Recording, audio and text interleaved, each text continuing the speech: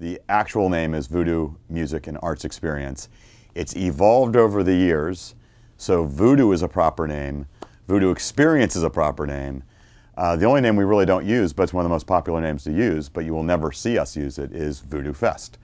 Because of course here in New Orleans, there's a fest for everything.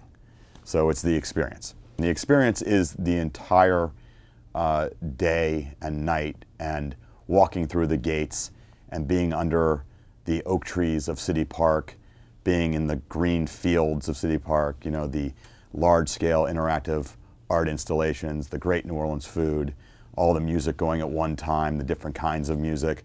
It's Halloween weekend, it's New Orleans, it's fall weather, it's costumes.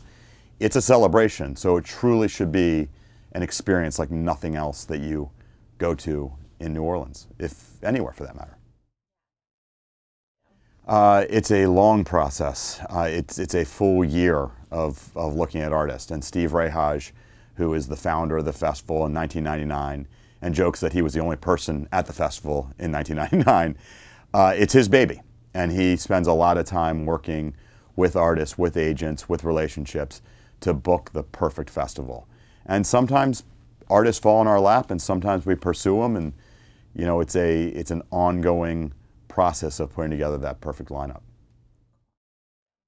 Well, it's absolutely a destination festival that gets a tremendous amount of support locally. We sell tickets in every state in America and have for many years. I actually, at least in modern day, from post-Hurricane Katrina, we've sold tickets in every state in America. So that's always very exciting to see happen, and it's really cool to see on our social media where people are coming from. It is a show that people fly into. Our top 5 cities are New York, Los Angeles, San Francisco, and then kind of the whole Dallas, Houston area and parts of Ohio. So people are coming from all over the country. Locals are more and more becoming the lifeblood of this event. And I think for a long time, locals didn't know what to make of Voodoo. You know, it was so different from everything else. And now people come through the gate and it's almost like that Field of Dreams moment where the brother-in-law sees the baseball players and he goes, where did this come from? And we see that a lot, and that's kind of exciting to see. It just means that we're growing more and more every year. The local artists, both on stages playing instruments, the local artists in our art market, the local artists who are the chefs in our food court, they are as vital to what is Voodoo as any major headliner. And you know, this year we've got Trombone Shorty playing before the Foo Fighters on the main stage. I have a feeling that's going to just meld into something amazing. And we have tried to make it so the local artists are in prominent positions, that we highlight them, and that they are being intertwined with the guys who are coming from all over the country. So at the end of the day, this doesn't happen without the local artists. If that was the case, we could do it anywhere. We could say, hey, let's go to Pensacola. We don't have to do that. We've got the greatest artists in the world right here. The idea is the art installations take the festival vertical. Instead of everything being flat and in front of your face, the idea of walking under some giant sculpture that you don't even know what it really is, but it's lighting up and it's cool, or to go into the cone, which is this vortex of 2 cones that spin against each other.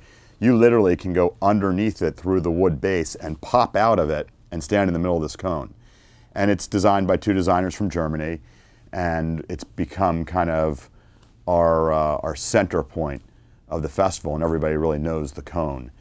So we just want to kind of keep on keeping the creativity coming at you. And as the sun goes down and it gets a little darker, all these things start to light up.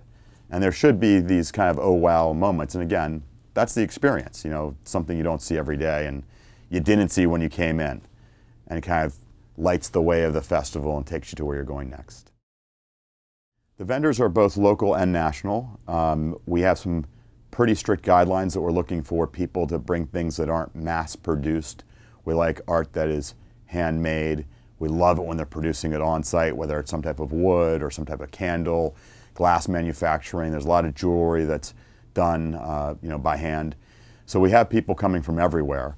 And as a matter of fact, you can go on the website and see all the art vendors. The website is www.worshipthemusic.com. I mean, there's Wi-Fi, you get a queen-size bed, there's a carpet, there's furniture, you have a lamp above your bed, there are hot showers, there's security, there's first aid, there's parking, but yet there's a very communal vibe about it. And we have a couple guys who run Camp Voodoo for us.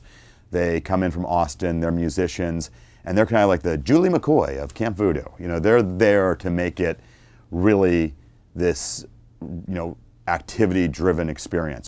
It is a sense of I'm not in a hotel room, I'm sleeping outside, I'm sleeping in City Park, but I'm surfing the internet.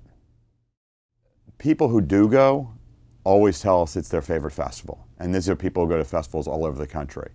And some of it is stuff that we do, that we know, like we touch, and that was like planned, like we're gonna have the Foo Fighters do a 2.5-hour set. The other stuff is just, it is the combination of our audience is all ages, literally from really young, kids 10 and under get in free. We obviously have a great young audience, but we also have an older audience, and they all get along. People aren't like, this is my real estate, get away from me. Everyone is together, and the young guys and the old guys are enjoying the music and the food, and there's a real spirit of just, we're here together, and did you check this out? And you don't get that at every festival. You don't get that at every time you put people together. And I don't know if it's the trees, I don't know if it's the weather, I don't know if it's the Foo Fighters, but again, some of it we have kind of planned, and some of it is just, hey, there's a guy dressed up like a monkey over there, and isn't he having fun? And I want to go hang out with the guy who's dressed like a monkey. And that happens. So come and find out.